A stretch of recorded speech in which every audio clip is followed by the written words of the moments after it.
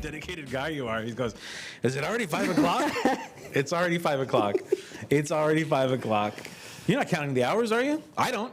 Well, thank Not since I started working here as what would you call me? Would you call me an employee? No, you're not a. What would you call me? You're a devoted brand follower, director of the Mellor Group. No, you're not an employee. No, I'm what's an employee? Something I don't want to be. Something I don't want to be. Life.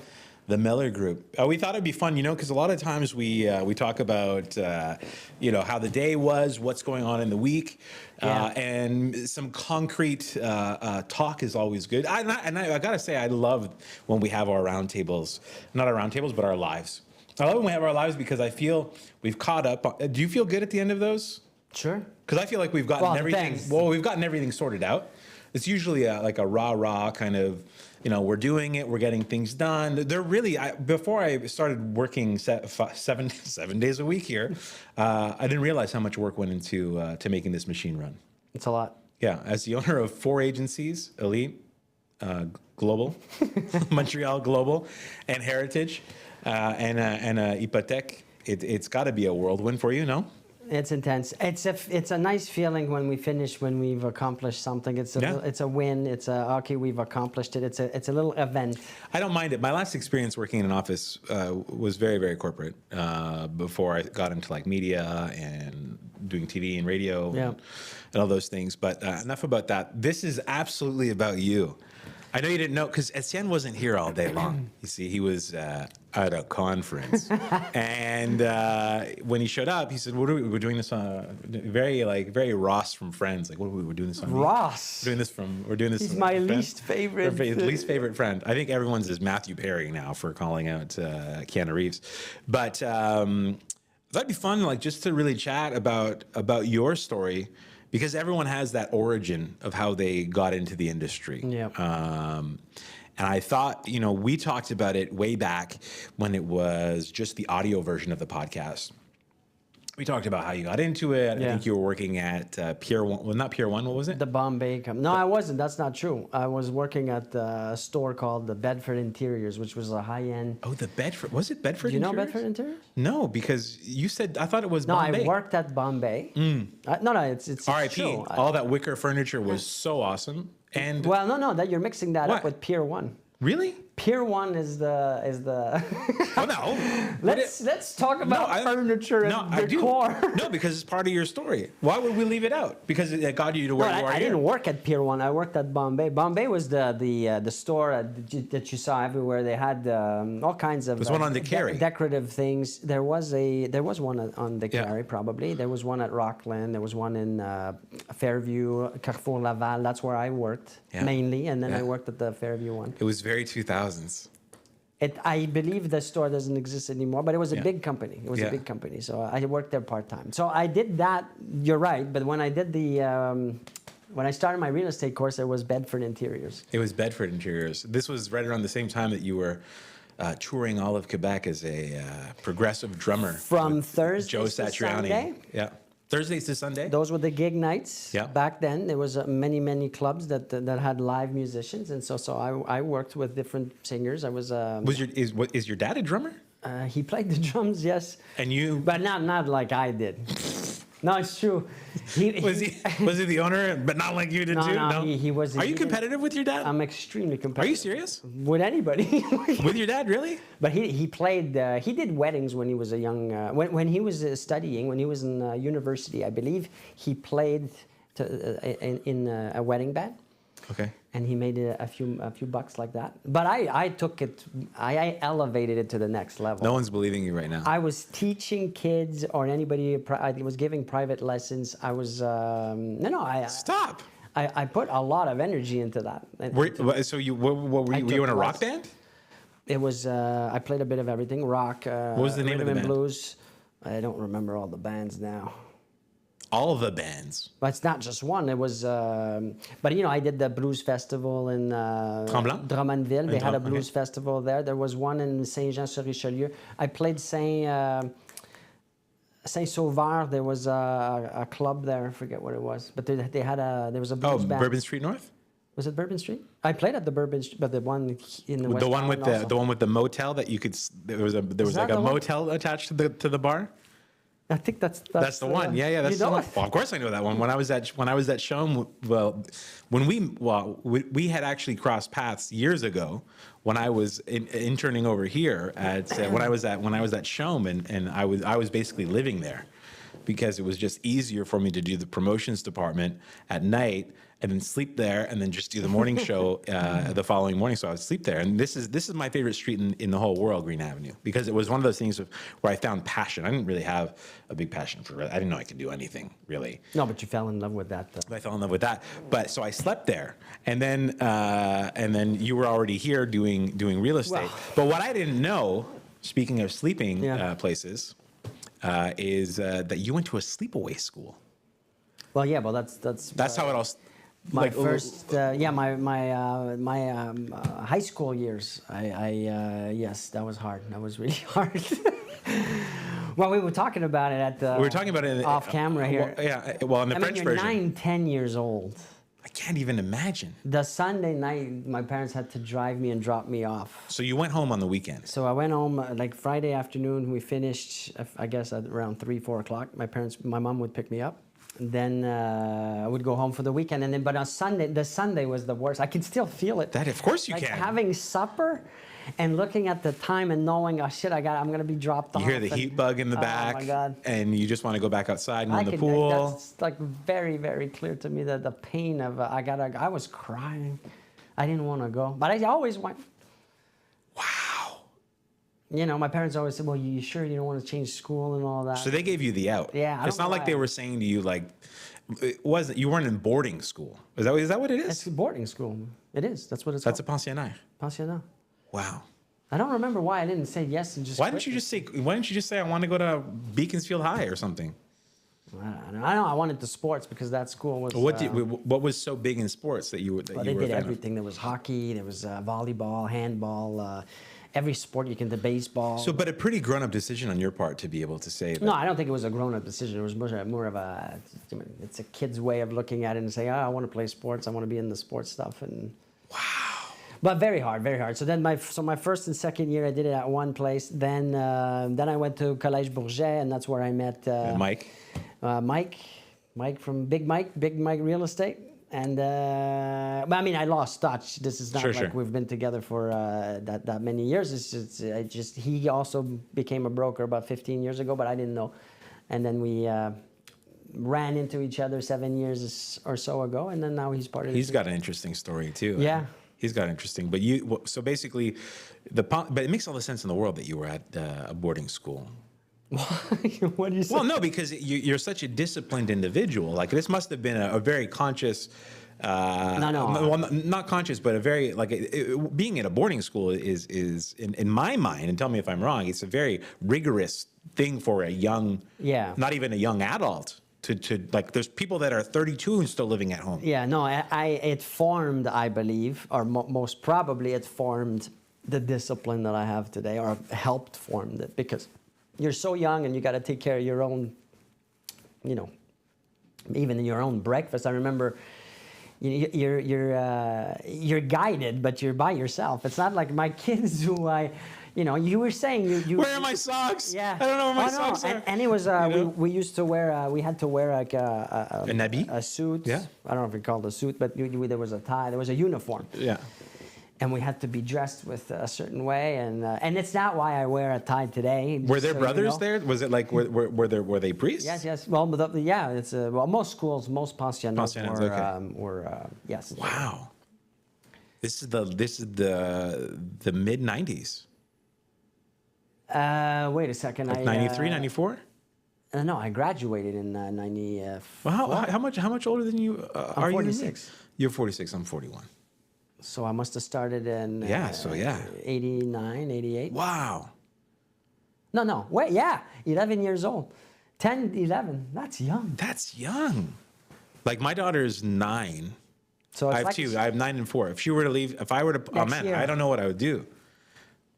But now, well, we're a lot softer as parents too now oh than hell we yeah! were. Plus now you've got the FaceTime and you could chat, and that would have been a great help. Yeah, but not really, because if I were to send you a picture of like a FaceTime of me and my me and my siblings having ice cream, and you're at the pensionnat, it'd break your heart. Yeah, but it's at least you can kind of communicate and be like, I couldn't just call home and talk to my parents or anything like that. Wow. Well, not that I can remember. Maybe I could, but I don't remember. Anyways, as the person who's trying to change the subject. Before I start crying. I find that fascinating, though. No, I do, and I think I don't know. Like, do you think maybe like your life would be somewhat different if you went? Do you think that Well, I don't think I would change nothing. I mean, it was hard, but I think it's good in a way. I met some great people, and I got really good at certain sports because of it. And so that brought it's not all negative. No, of course it's not negative. I think it's just a very unique for the masses to say, and then I say that, and then everyone else here in the room also went to, maybe not pensionnat, but we have our pro athletes who left home early too, who went to go and practice their sports. Those schools, I guess it's less popular today. We don't hear about them that much, but so this brought you to being in a band, and then so I started playing the drums, I think, in the second year of high school.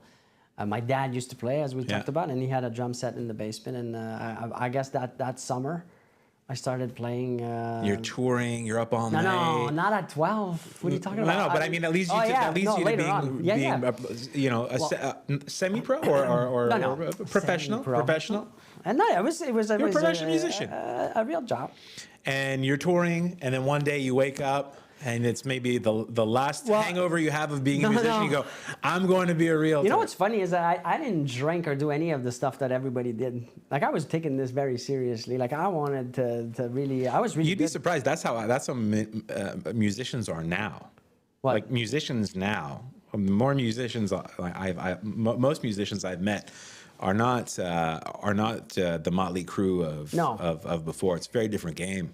Plus, like I said, I wasn't in one band. Yeah. It was the band, or I played with different musicians and different singers. So they sent me the music, and it was like, okay, we're playing Thursday to Sunday at this place. Show up and be on time. So where did the real estate come from? Like, where did this, like, you ran into so it's not like Boom Desjardins, and he was like, hey, being a realtor is so great, I want to tell you. I met I met a lot of musicians. A lot of musicians end up being realtors. Saint Denis at the time. I don't know if now it still is, probably not, but anyways, that's for another day. It's not like I woke up and I was fed up. It was more of a thing that accumulated over time, where it's like you get home at 5 in the morning, everybody's kind of waking up at 6, 7 o'clock. So I felt like my life was upside down compared to everybody else in my life. And then I had met my first wife, and I thought I wanted the. You're like sewing patches on your jean jacket. You're like, I just can't sew any more patches on this jean jacket. I'm in a band. And I picked up a part-time sales job at the Bombay company, which we talked about, and then I kind of liked the sales part of things and the business part of things, and I got promoted very fast in that company. They even gave me a store like fast. Like I'm 20 at that time, I guess. I don't know. I don't remember. And I kind of got the bug that this is cool. I'm good at this. And then one day I'm talking to my dad, and I'm like, I can't be doing this the rest of my life, working in retail. Nothing wrong with that, but I just wasn't for you. I wanted something else, and I was thinking, what am I going to sell? What could I do in sales? Because I thought I liked sales. And then my dad calls me one day. I'm at work, and he's like, "There's 2 seats left at the Collège de l'Immobilier. You want to do the real estate course?" And what was your? I'm like, yeah, sure. I mean, I have client right in front of me, like, yeah. But I don't know what it is. Like, it's not a dream. Like, I interview brokers, the new brokers. They come and I always wanted to be a. That was not me. Well, I think it was much like there was no social media. There was no selling Sunset. But I have there was no passion for no passion for houses. You didn't. No one in your family was a realtor. Decor or architecture. Right. And now. Wow. I never cared. I still don't care. I mean, I'm not a big, huge fan of, I'm going to watch houses and architecture and look at the design. I appreciate nice things, but Right. Your thrill, and I guess that's not why you're no longer an agent, and you have your businesses, is you're an entrepreneur. Yeah. You enjoy the thrill and the coaching and the guidance and all the things that come with it, right? That's what I enjoy. So I could be selling Coca-Cola or be running a Coca-Cola plant. It would be the same challenge. Could you? Oh yeah. Yeah. Could you? What do you mean? It could be anything. Sorry, as I put my guru down. It's not about the product or the service. It is what you preach. It is what you preach. It's the business side of things that I enjoy. What was jarring to me is when you said in the other episode, you said, well, when I first started, agency owner came over to me and dropped white pages on my desk and said, go through this and call everybody. Those aren't the tools that we have today. How much? I mean, I think of how any industry has changed. We're roughly around the same age. And I remember when I first started, we would write emails, "Dear Sir," and we would say, "Hope your day." There was no text messages. No text messages. That long ago. Your phone didn't ring after 5 o'clock because you weren't in the office. What was that like? Yeah, well, it was in a way much simpler. You didn't have 17,000 things to consider, to think about, like just social media and these notifications and people reaching you through 17 different multiple methods. offers done in person. Yeah, everything was in person. There was no. The fax machine came up at some point, but it was all. It was much slower paced, and there was less to do in a way. In a way. There's many advantages today with the technology. Obviously, I train on generating leads online, and I talk about the CRMs with the artificial intelligence and the automation and all that. That's fantastic. But when I started, I had a pager, not even a cell phone. I couldn't afford the cell phone. It was just a beep, beep, beep, and then there was a number. It was much different. What did your friends think about that at the time? Well, they thought I was cool. What do you mean? Yeah. I had a page. No, I think it's cool too. I think I had the flip one. Did you have the Bell Mobility black one? I had the Motorola with the red button and the. There was 2 buttons. Yeah. The first one I had. The second or third one, it was like the flip. Hey, if you had a pager, you were a rock star. Oh yeah. Oh yeah. No, I was proud of wearing that thing. I wore it on my belt. Sorry, guys. Like a police officer. I gotta check. Exactly. I gotta check it out. And if you lost it, forget it. No, I never lost. No, a pager.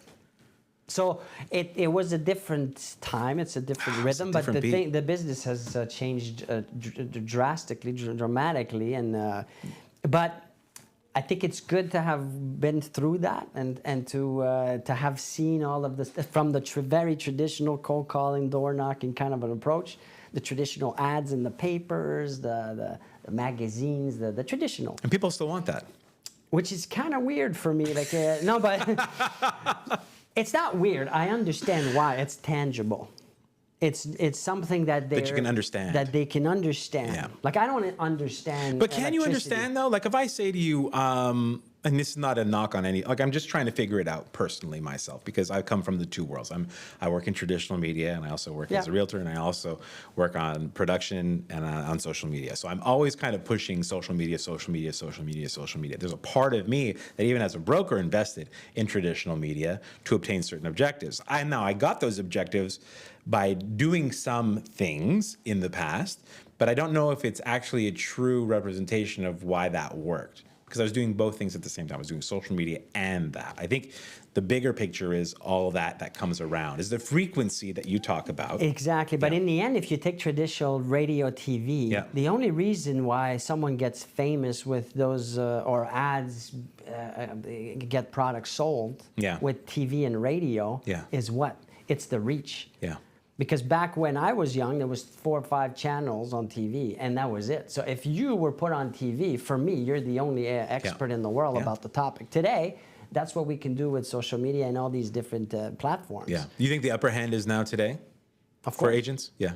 Absolutely. Yeah. But there's so much misunderstanding on how to use the platform that's where it kind of it's so vast. The actual intricacy is not taught at the school. It's unfortunately something you have to learn while you're on the job. It's not a real estate thing. It's a business thing. It's a business marketing thing. So when you talk about someone on radio or TV, the reason why everybody knows them is just the reach that those platforms had before well, still have which is the some. purpose for it. Which is the purpose for it. It is the Right. reach. But now we can use, instead of the traditional stuff, we can use social media. And then with what I keep trying to communicate to everybody is that for the same dollar invested in social media versus traditional, you get 1,000, if not 100,000 times more visibility or reach with that dollar. The thing is, the difference between the two is that one is easy to comprehend or to see, because you can see it on TV if you pay for an ad, or versus the social media, you might not see it because of the algorithm, but it's there. So it's just a question of changing the mindset or understanding better how that works, or the mechanic of, or having blind faith in someone, which... Well, that's a whole nother concept to kind of digest. But when you started doing it by looking at for sale by owners. That was your hot ticket, was for sale by owners. Because I started in a neighborhood in an area of Montreal that I didn't have any friends, no family. I didn't know schools, parks, districts. And you had been away.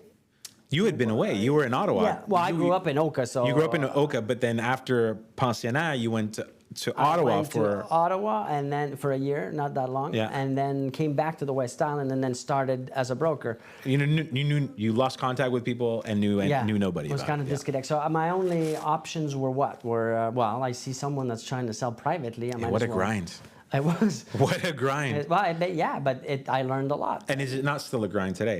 It still is a grind. Absolutely. It still is a grind. Absolutely. Still is a grind. I like when we do these things where we get to like free chat about each other and the way we've come to be where we are. And what we should chat about one day. Yeah. Well, today it's not the place, I guess, but is what was my way of approaching the for sale by owner, because it's fascinating now that I look back on it. Mm-hmm. On how I did it, because I looked at everybody and said, shit, I can't do what everybody's doing, because if I do that, plus I'm young, I'm like 24 years old, I looked like 12. Yeah. Oh yeah, for sure. I didn't look 24. Like these guys are in their mid 20s, but they don't look like kids. I looked like a child. So I had to figure out, what's going to be my angle, my approach, because I got to make this work. Mm. There was never a... And you're approaching people who think they can do it on their own too, on top of it. Exactly. And back in those years, 2001, 2, 3, it was a seller's market, a bit like what we lived through in 2020 and 2021. Maybe not as big, but very similar. Like you put a house for sale, you sold it, and no matter what kind of price, multiple offers, not 50 offers like we had, but you had like 2, 3 offers. So it was hard to go get listings, is what I'm trying to say. Yeah. So I'd love to share that. We should. We'll do that. We've done the cold calls. There's a bunch of concepts and ideas that we want to be working on. As you know, the machine never stops. The wheel keeps spinning, and you got to jump on, and you got to hold tight, and you got to keep going, because what we're doing is making a business work, right? And we are on it. As I say each and every morning, we're on it. We're on that. We're on this. Fun chat, man. I like that. Thank you. I like that. We're going to get to know more about each and every person who works in the director's role, in the admin role, and keep bringing you some great content. I don't want people to think for one second that the craziness of our lives is gone, because we have cameras on Etienne all day long to produce some great content. We have our conferences that are coming up and all kinds of things. So just a great chat to kind of talk more one-on-one about what it takes and how that origin story started. Well, thank you. Now, sharing. if you look at your watch, what time is it now? You counting your hours still? Let's see. It's almost 5:30. 5:30. Wow. We're there. All right. Got that pay and a half. Let's go home. Let's go.